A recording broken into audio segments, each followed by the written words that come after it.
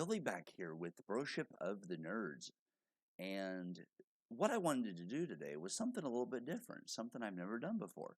So this week, I'm going to be sharing with you music and what the stories behind them, what they mean to me. So, what I mean is, I used to get CDs. I've started collecting vinyl a little bit more. And some of my friends are aware of this. I don't have a vinyl player yet. That's coming up soon. But I've just been sort of getting albums here and there, and I'm just going to share some of them. So, Chapel Roan, The Rise and Fall of the Midwest Princess Pop Star Edition. So, this album here, the story of this one is I had went to an Olivia Rodrigo concert, and Chapel Roan opened the show, and I had not heard her, right? So going into the show, I hadn't heard her music, and she sang, oh my God, the energy she brought to her performance. My first impression was, wow, this is like an 80s vibe from her I'm getting. And it's weird because she has that nostalgia feel, but she's also just, as my friend said, she is the moment, right? Like, she's awesome, incredible, an icon. And I really like the way that she speaks up for what she believes in. So I listened to her, and after Olivia's concert was over, which I never wanted to end, I'm in my car in the parking garage, and I'm waiting for people to leave because I can't get out because everybody's going. I'm like, you know what? It's fine. I'm off tomorrow. Let me listen to more of her while I'm waiting. So I put her on Spotify and I just went through um, this album, and wow, she's got some hips. I haven't opened this one yet. I love the art on here. To follow up the story, I was in New York on vacation this past year, and I'm in a Barnes and Noble. This was the premiere Barnes and Noble, right? It's got like, I'm going to say 4 or 5 floors. It's huge. Well, they have their own room for music and movies. And I talked to the guy, and he said every year they have sales and stuff, but they said they could not keep this one on the shelf. So when this Pop Star edition came out, they had sold so many, they were finally able to keep it on the shelf. But this is a must have. If you are a music fan like I am and you like modern pop like I do, this is a must have. This is one of the best albums ever made. I will die on that hill. This is amazing. And she is incredible in becoming one of my favorites. And I can't wait to see what the future holds for her. I want a Sophia Carson vinyl too, though, because I love her music as well. Next up, this was a gift from my friend, um, actually. Nightmare Before Christmas. Tim Burton's Nightmare Before Christmas. My buddy gave this to me. Jack, as you guys know him from the channel. Wish you well, buddy. Hope you're getting better. Um, Disc 1, Side A, Overture, Opening, This Is Halloween, Jack's Lament, Dr. Finkelstein, Slash in the Forest, What's This? Town Meeting Song. Side B, Jack and Sally Montage, Jack's Obsession, Kidnap the Santa Claus, Let's Draw Straws, Making Christmas, and then you have Disc 2. Side A is Nabbed, Oogie Boogie Song, Rest in Peace, Sally Song, Christmas Eve Montage, Poor Jack. Side B, To the Rescue, Final / Reprise, Closing End Title. This means a lot to me because Jack knows I'm a big Tim Burton fan. I had seen some of his movies, the ones he produced and worked on, but I didn't know who Burton was until I was an adult. I had a coworker of mine show me a sleeve of the tattoos. I'm like, what incredible art. And they recommended to me like different films. And I started going down the Burton rabbit hole. And my buddy Jack knows I like Gothic and I like the style of Tim Burton. So Burton is my favorite director. So this means a lot to me just because big Burton fan, and anything Burton related I want. So I've been going down the Burton rabbit hole. Next, we have Paramore. All We Know Is Falling. Now the story behind this is I'm watching a movie called Twilight, and I hear this singer, and she sounds really, really good. I'm like, wow, this is like angelic. Who is this? So I find out it's Paramore. And there's a long story to this. I'll try to keep it short. So Paramore just sounded amazing to me. And I was in college. I listened to the album Riot, as well as the Twilight CD. I listened to the album Riot. If you, as you know, Decode would have been one of. I caught myself in Decode would have been the first two songs I heard, but Decode was the one that really made me fall in love with Paramore. So I get the CD Riot.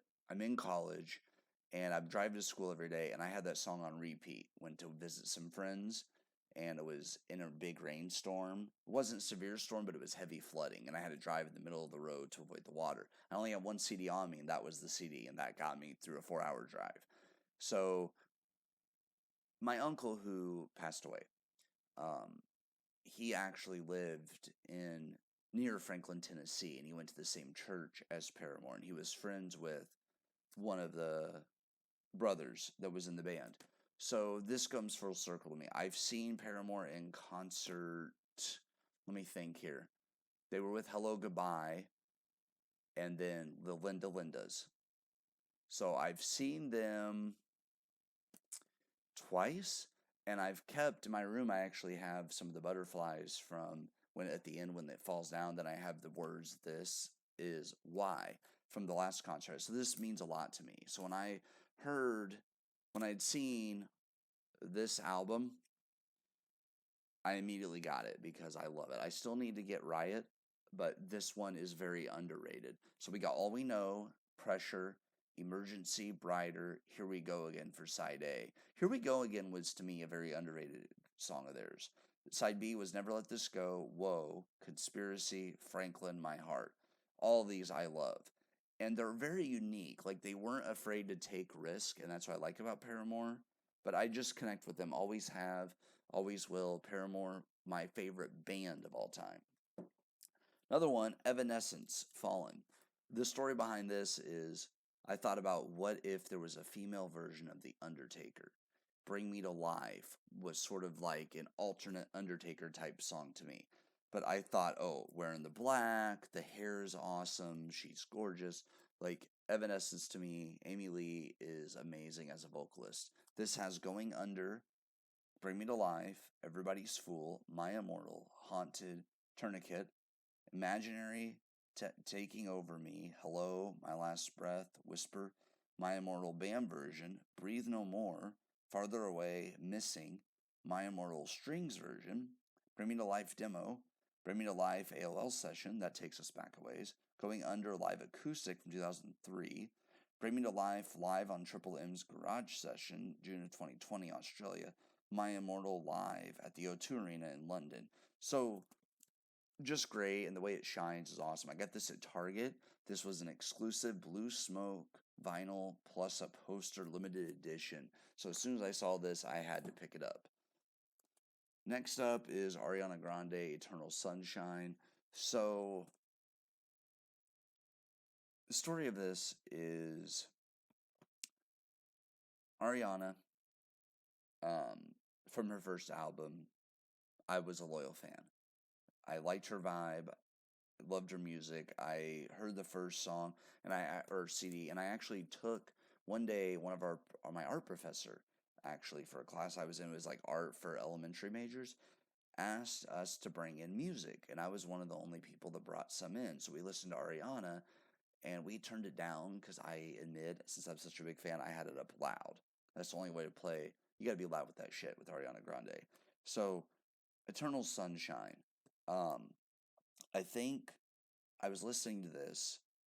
Saturn Return eludes with the Eternal Sunshine back to back. Goosebumps. It should be a stage performance, right? Like I would love to see her in concert. She is one of the few artists. I I had a thing like a early access to get tickets to her. I had a code, and what happened was the concert was rescheduled from its initial date, and it went to my 10-year high school graduation anniversary, and I wanted to catch up with my classmates, and I regret it. I honestly, this is one of those regrets I have because I wish I would have gone to her because I just love her music and her. But yeah. So this intro's pretty good. Bye is good. Don't want to break up again. Saturn Returns Interlude and Eternal Sunshine just gives me goosebumps. Supernatural, probably my favorite song from the album, very underrated. You got True Story, The Boy Is Mine, Yes and, that one's great. We Can't Be Friends, very sad song, but I feel like there's been times in my life where I could have used this song and it has helped me move on from certain things. You just sometimes, yeah, if you get it, you get it. We'll just say that. If you get it, you get it. It's very relatable. I Wish I Hated You, another good one. Imperfect for You, Ordinary Things featuring Nona. When I heard that, oh, my heart melted because I just adore her as a musician. Next, this one I don't know if it's ever going to get opened or played. When I saw this, I freaked out. They had a deal. It was Wicked the soundtrack, the Ariana Glinda edition. Um, I adore the movie, and I just shared what I thought about Ari. I saw Wicked with a friend, then I went back with some other friends, then I went back with another friend, and I couldn't get enough of the soundtrack. I listened to this for quite a while, and there's something about this movie and this album. Dancing Through Life is, of course, Defying Gravity is iconic, right? Like that's the standout song. But and the popular, oh, it was all Ariana. Like her personality shines in that scene in this song. But and she had a song called Popular back in the day. Dancing Through Life though is a magical song. But yeah, when I saw there was an Ariana Glinda edition, I immediately pre-ordered it because I had to. Means a lot to me. Speaking, we'll get to that one later. Okay, so we have a couple of kind of up and coming artists. Wet Leg. The story behind this is one of the record shop owners said, "Hey, if you like so and so, check out Wet Leg. They're amazing," and they belong there with Paramore. They have Being in Love, Chase Lounge, Angelica, I Don't Want to Go Out, Wet Dream, Convincing, Loving You, Your Mum, Oh No, Piece of Shit, Supermarket, Too Late Now. I need to actually sit down and listen to this whole thing. But Wet Leg is, if I'm not mistaken, a British band. It's their debut album. And Being in Love's good, Chase Lounge is good, but Wet Dream is the best. Like, I love that song. And yeah, the title is Scandalous. But it's amazing. This is something I recommend going on Spotify and giving a listen before you buy it, but you won't regret it. This was recommended to me, and it's a vibe. I was definitely jamming out to it. Speaking of a vibe, I went to Paramore, and I always like getting there early because I never want to miss the opener because that's how you find new music. So I usually try to get there early. The lines for the shirts were really long. I got my water. Lines were so long for shirts. I decided, you know what? I'm just going to go online and get a Paramore shirt. And I did. But it was worth getting in there early because the opening band, the Linda Lindas, right? They are top tier. Very young band. They've traveled around, but they are incredible. So the story is I'm listening to them live and I'm thinking, wow, they're really like a live performance. They're very engaging. They engage the audience, they get the crowd into it. So after hearing them, I'm like, they kick so much ass. Scott Pilgrim vibes, right? Like they should have a song. It's Scott Pilgrim. So I'm listening in the car, same story, trying to get out of the parking garage. It's packed. Everyone's trying to get out. I'm on like the middle floor, so you have people like a lot of people coming down that way and some people coming up and trying to go around. So I'm like, I'm going to listen to more Linda Lindas. So I put on Spotify and I turn on Linda Lindas. So O was really fun live because they have signs. Growing Up is just top tier. Talking to Myself, Fine, Nino, which is about their cat, a cat. Why? Remember Magic, Racist Sexist Boy, and a song I'm not even going to try to pronounce. But a little bit O Soul featured on Totally Killer. I was so disappointed whenever it was in the end credits and not like a mid-movie montage scene because that song is incredible. And then they also did a cover of Rebel Girl, which in my opinion is better than the original. I love it. But the Linda Lindas are You put them on, you turn them up loud, you go down the road, you enjoy. If you're a little bit tired, need some music to pump you up, this is it right here. Linda Linda's incredible young band who sky's the limit for them. Next, we have an exclusive from Walmart, pressed on red vinyl with smoky black swirls. Includes a poster and special slip mat. Stranger Things, special edition soundtrack from seasons 1 and 2. Could not pass up on this. Just having The Clash, Should I Stay or Should I Go? That song means so much to the Stranger Things. Like the whole first season with Will and Jonathan, they have a connection through that. I really like it. There's other stuff on here. There is dialogue from the show. You Don't Mess Around with Jim, the scene with Hopper dancing around whenever him and Elle are fixing up the house. Just so much good here. I highly recommend this. This is a must have if you're a Stranger Things fan. Stranger Things was one of those shows where I sat down, I didn't know what to expect, and it hooked me. The characters are very memorable. Even there are no minor characters in Stranger Things. Even the characters supposed to be minor have a fan base. Like Murray is very underrated. Robin is an incredible addition. You can't spell America without Erica. I mean, just so many iconic characters. So I look forward to getting more of these. So yeah, and the lights on the back, A to Z. If you know, you know. You got the lights there. So I've been saving this because this means the world to me. So this is a double LP, purple goth with smoky shadow, purple and black colored vinyls, and a gatefold printed inner sleeves. I haven't opened this yet. Eventually I will. I keep telling myself that. But this one means the world to me. So I've always connected with Burton, as I've told you before, and I've always connected with Outcast, right? Like feeling like you get along with people, but you're not in with the in crowd, so to speak. Or you're your own person, you think for yourself. So sometimes you could be looked at as weird or different. Just be your damn self, right? That's what I love about this show. So I sat down. I heard about this show, but there was no trailer. So I'm sitting down, and everyone says, you need to watch Wednesday.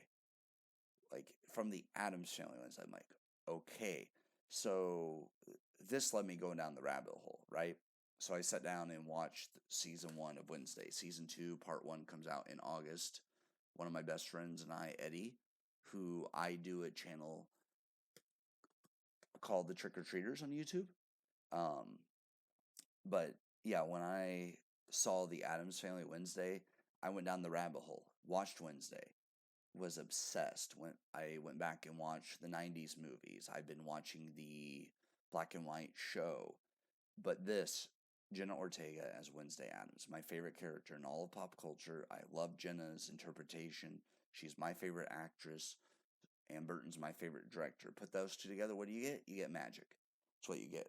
So this was a must-have for me. I've been collecting Wednesday stuff for a while, so I've got that.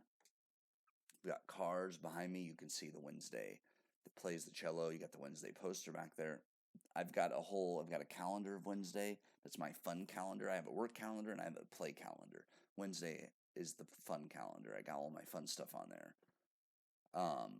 Yeah, I connect to Wednesday and I think she's absolutely brilliant. But Danny Elfman, oh man, top tier right there. Danny Elfman, one of my favorites. So I got 2 more to share with you. They kind of go together. So I'm sitting down watching a little bit of The Voice. And one of the contestants is singing Driver's License. And Kelly Clarkson's like, oh, I love that song. So I looked it up. I'm like, wow, this is really good. And then I heard there's going to be a full-length album coming out called Sour. So I'm sitting in the car, wrecking all my plans. I know I should stop, but I can't. No, that was before this. I'm listening to Driver's License, and then I hear a song called Brutal, and it's da na na na na na na da na na. You know, it's really kicking ass. So I sat down and listened to this album, fell in love immediately. Brutal was probably the song on the first album that I liked the most, and it just because of the beat, it's fun. Traitor, Another great song about betrayal, obviously. Driver's License, just got it last week. One Step Forward, Three Steps Back, it's very relatable. Deja Vu, awesome song. Good for You, amazing. And then you get to side B. You got Enough for You, Happier, Jealousy, Jealousy. All I See Is What I Should Be. Favorite Crime, Hope You're Okay. Olivia is a masterful songwriter and an incredible singer. I did have the privilege to see her live. Best concert I've ever been to. Love this album.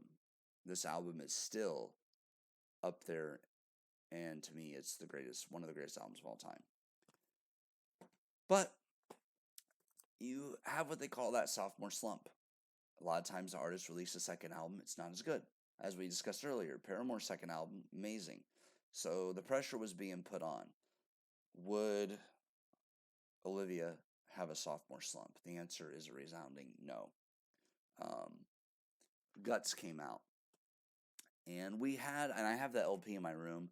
We had the LP Vampire. I pre-ordered that as quick as I could because anything Olivia, I'm getting as soon as I can. So Vampire comes in. I enjoyed that song immensely. But I'm like, okay, so we got Vampire. Is this album going to be about like leeching off of somebody?